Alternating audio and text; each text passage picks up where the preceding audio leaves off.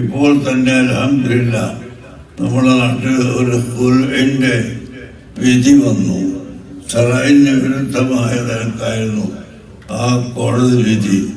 അത് നമ്മുടെ കുട്ടികൾ തന്നെ ഉള്ള അഡ്വക്കറ്റുമാർ ചോദ്യം ചെയ്ത് അവസാനം അദ്ദേഹം ആ കോടതിക്ക് വിധിച്ചതിനെതിരെ വിധിക്കാൻ സാധിക്കാത്തത് കൊണ്ട് അദ്ദേഹം അത് മറ്റൊരു കോടതിയിലേക്ക് റഫർ ചെയ്യുകയും അവസാനം ഇപ്പോൾ അത് സുപ്രീം കോടതിയിലെത്തുകയും ചെയ്തിരിക്കുന്നു.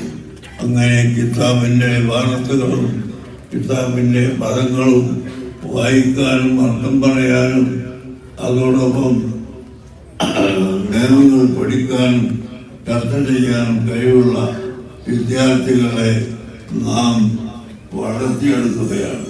അതുകൊണ്ടാണ് ഞാൻ നിങ്ങളോട് പറയുന്നത്, മക്കൾ വളർന്നു വരണം.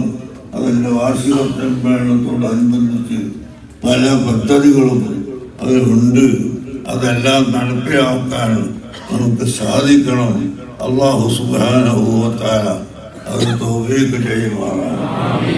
യാ അയ്യുഹല്ലദീന ആമനൂ തഖുല്ലാഹ വഖൂലൂ ഖൗലൻ സദീദൻ യുസ്ലിഹ് ലക്കും അഅമാലക്കും വയഗ്ഫിർ ലക്കും ദുനൂബക്കും വമൻ യുതിഇല്ലാഹ വറസൂലഹു ഫഖദ് ഫാസ ഫൗസൻ അളീമാ. അല്ലാഹു സുബ്ഹാനഹു വ തആല നമ്മോട് പറഞ്ഞ ഈ ഒരു ആയത്ത് നിങ്ങൾ എല്ലാ വെള്ളിയാഴ്ചയും കേൾക്കുന്നതാണ്.